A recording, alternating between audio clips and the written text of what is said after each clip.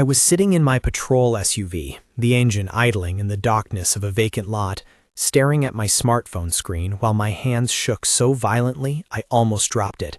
On the screen, the layout of my own house was mapped out in a series of glowing icons, and the master bedroom light was pulsing a soft, rhythmic pink, a custom setting my wife Sarah called rose wine that she only ever used when she wanted to get intimate. But I wasn't home. I was 3 miles away, halfway through a 12-hour graveyard shift. But I'm getting ahead of myself. To understand why that pulsing pink light felt like a serrated knife twisting in my gut, I need to take you back to where this all started. Because for 10 years, I thought I was the luckiest man in the county. I'm a sergeant with the sheriff's department, and Sarah is a freelance interior designer. From the outside, we were the couple everyone wanted to be. We had the house with the wraparound porch in the Highlands, the shared Sunday morning ritual of hiking the Ridge Trail, and a level of trust that I thought was unbreakable.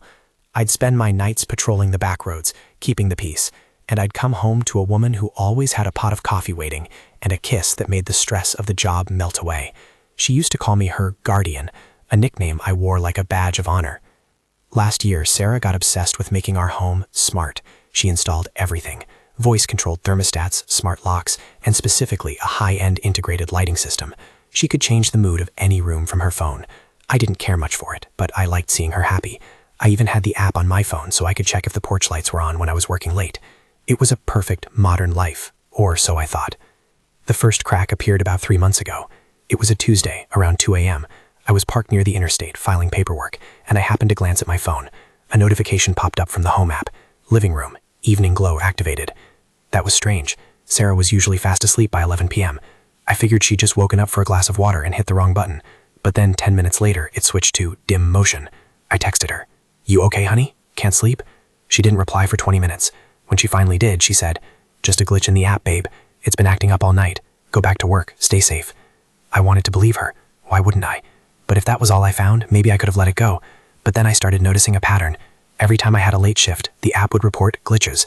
Lights in the guest room would turn on, or the kitchen pendants would dim to 10% in the middle of the night. It was never consistent, but it was always there. Then came the night that changed everything. I was at the station, grabbing a coffee, when my deputy, Mark Miller, walked in.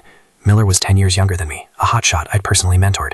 He was charming, fit, and recently single, or so he claimed. He saw me looking at my phone and chuckled. "Still fighting with that smart house Sarge?" he asked. "Yeah," I muttered. "The app keeps showing the master bedroom lights toggling on and off. Sarah says it's a software bug." Miller paused, his coffee cup halfway to his mouth.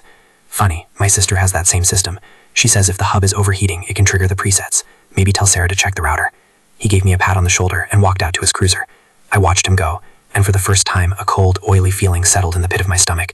Miller had been asking a lot about my schedule lately. He'd been covering the sector that included my neighborhood more often than he was assigned to, and that's when I realized this wasn't just about a glitchy app. I spent the next 2 weeks becoming a ghost in my own life. I didn't confront her. I didn't yell. I did something much more calculated. I started cross-referencing the lighting logs with the department's GPS tracking on Miller's patrol car. It was a violation of protocol, and I didn't care. The data didn't lie. On 3 separate occasions, when my home app registered relaxation mode in the master bedroom, Miller's cruiser was parked 2 blocks away from my house, in the shadows of the old elementary school. He wasn't patrolling. He was waiting. And then his GPS would go dark. He was turning off his transponder. I knew exactly what I was going to do, but I had to be patient.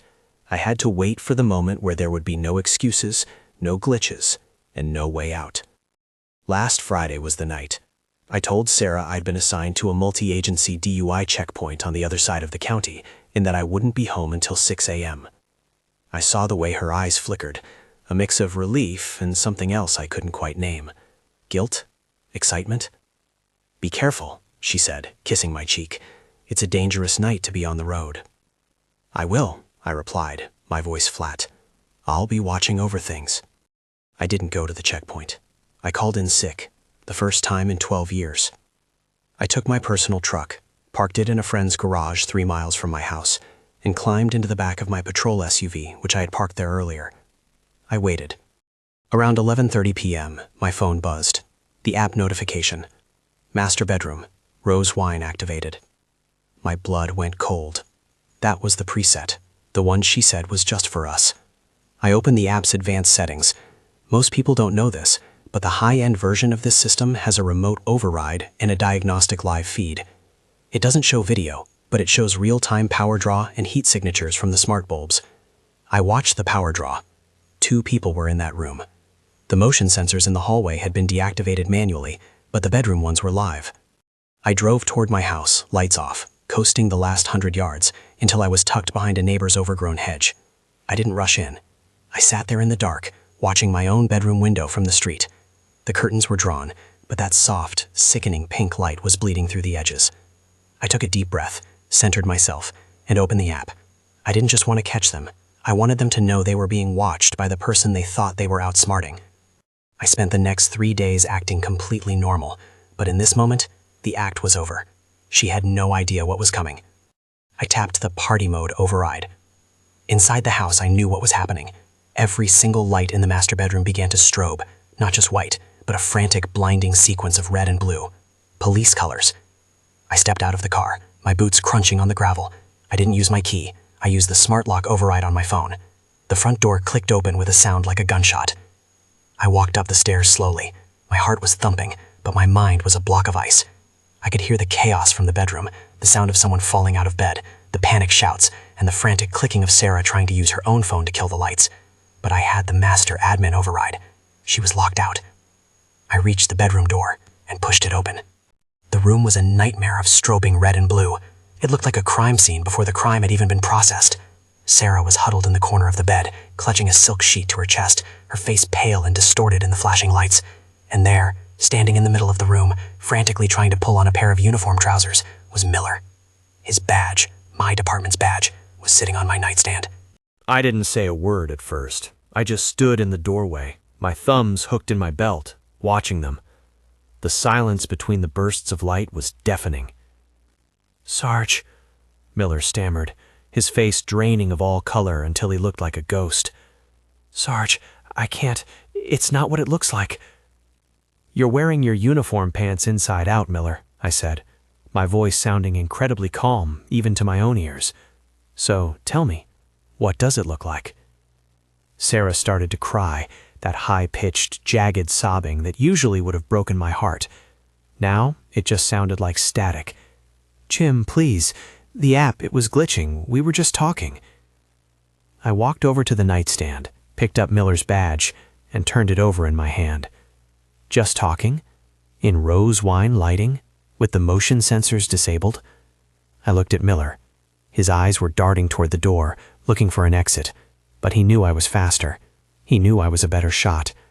Not that I'd use my weapon. He wasn't worth the paperwork. "You're done, Mark," I said, stepping closer to him. I could smell his sweat and the faint scent of the expensive cologne Sarah had bought me for Christmas. He'd been using my things. I've already sent the GPS logs and the transponder bypass reports to Internal Affairs. You're not just a cheat. You're a liability to the department. You're fired before the sun comes up. Miller's mouth opened, but no words came out. He looked like a landed fish gasping for air. The realization that his career was incinerated hit him harder than the shame of the affair. I turned to Sarah. She was looking at me with wide, terrified eyes, the red and blue strobes making her look like a stranger.